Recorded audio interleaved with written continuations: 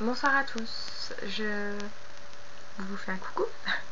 Alors aujourd'hui, je vais vous faire la vidéo donc de ce que j'ai lu lors du Time to Read que j'ai fait donc dimanche dernier. Donc, dimanche après-midi, je me suis mise à la lecture avec Mamie Titi, Ink of My Life, French Orchidea et après je sais plus qui. Enfin bref, donc voici mon bilan.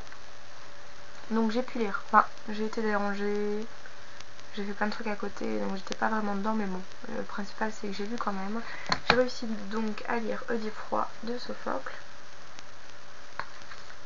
voilà, et Carmen de Prosper Mérimée. Alors, il faut savoir que dans Prosper Mérimée, dans Carmen, dans cette édition-là, il y a plusieurs...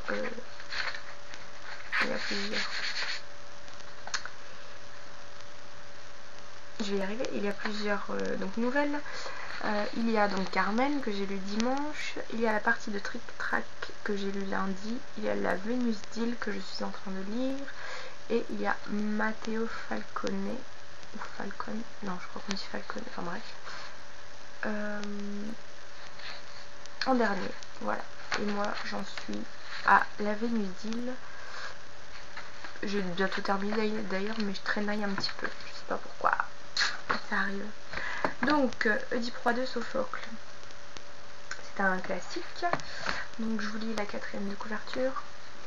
Cruauté du sort qui amène Oedipe à commettre à son insu l'acte criminel prédit par l'oracle. Averti par Delphes qu'il tuerait son père et épouserait sa mère, il fuit les lieux de son enfance, espérant ainsi préserver Polype et Mérope, ses parents présumés. Que ne lui a-t-on dit, hélas, qu'il était le fils de Laios? Ignorant du drame ancien, aveuglé par le hasard, Oedipe court à sa perte. Il tue un voyageur qui lui barre la route, libère Thèbes de la Sphinge, épouse la reine de la cité, occupe le trône royal et accomplit son terrible dessein.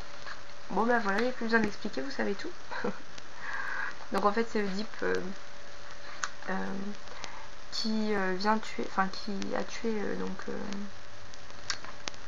un homme. Il arrive donc à... je sais plus. Il arrive à...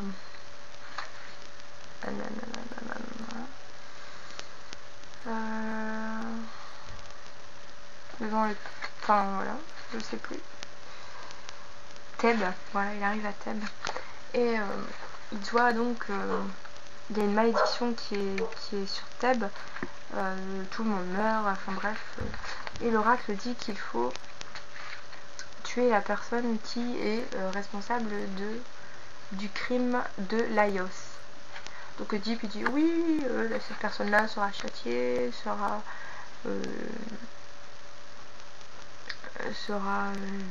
comment dire, expatriée, non c'est pas ça que je veux dire, sera exclue, enfin sera, bon j'ai un trou de mémoire, ça va pas en ce moment, enfin bref, elle sera mis en dehors du village.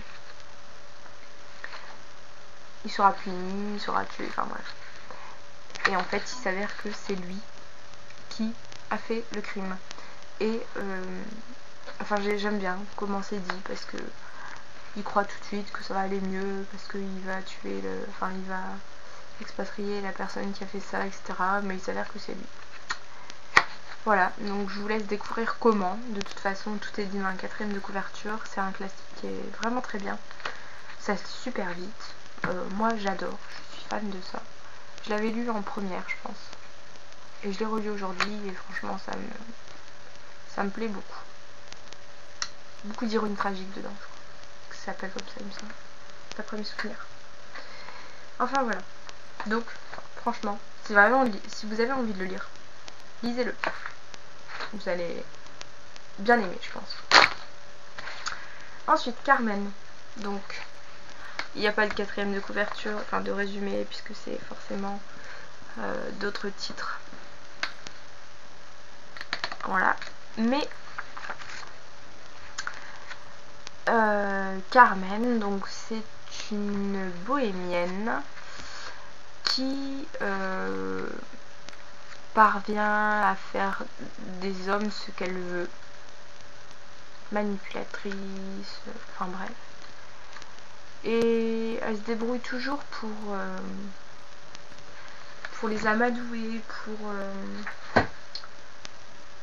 pour les faire chanter, pour les faire craquer. Enfin bref, c'est un petit bout de femme vraiment